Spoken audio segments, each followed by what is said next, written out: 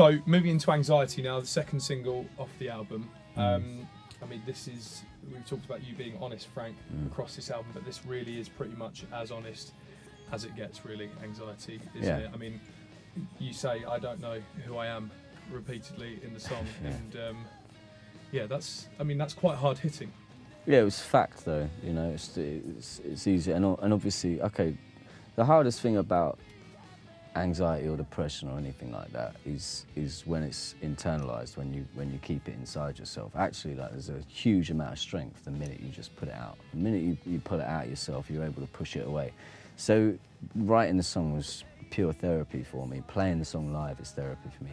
Hearing people, the way the song has affected them, is therapeutic for me in new ways as well. So actually, like, of all the songs on the album, it's one that I get, you know, the most sort of strength from, just because, like, the hard, like I said before, like the biggest danger is not talking about it, you know?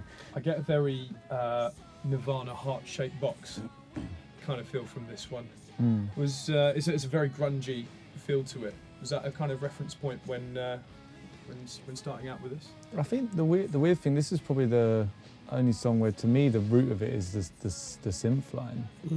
There's like, obviously most of the songs start by writing them on guitar, but when we recorded this, we had like a kind of rough guitar down, but then we put that synth on with the synth where the batteries would fall out and it would kind of sound like a mess all the way through.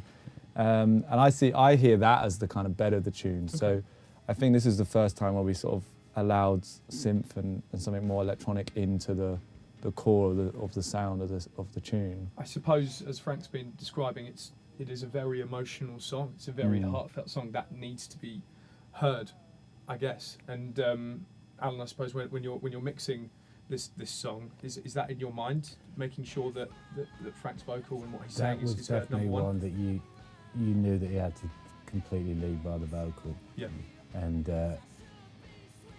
making sure that was always the focus, and that no matter what was coming in, that you were still hooked onto every line and every word that he said. And come for you, when you guys were in the studio building this thing together, those big kind of crescendo moments in it are really important, aren't they? Yeah, definitely. I think the reason you're getting the heart-shaped box vibe is because I think it's the only song that's got chorus on the guitar, isn't it? Or like a sort of modulation on the guitar, like that. Sort of made it, we listened to it and we're like, it feels really 90s. Yeah, it gets right into the 90s vibe. For me, it was like probably more Soundgarden I was kind of going for on the sound, on the guitar tone front. But yeah, there's definitely a lot of sort of 90s sonic in the guitar that gives you that thing, and that does actually help with the emotion of the vocal as well, because like it's quite a solitary sound. I think when you listen to that guitar at the beginning, it's quite alone. I think that was like every song on this record, even the fast, aggressive, punky ones. Like the key to us was when these guys introduced like the value of space. We just never ever had that. Like we would always just try and create this wall of sound and just project it as loud and as aggressively as we could, because in the past that's what got results for us. You know, like that was how I could affect people in the most positive way, or at least like. And for us, like the minute you take space, and like you can't, like everybody here has said, like you can hear every word. So impactful, like fucking hell, man. Like it you don't need a wall of sound. Like it goes straight through the wall into your heart, and like we can play in front of 10,000 people, and like you literally watch, like you can see when you're trying to push it through with fight and energy and like loudness. You watch it hit and you watch it disperse.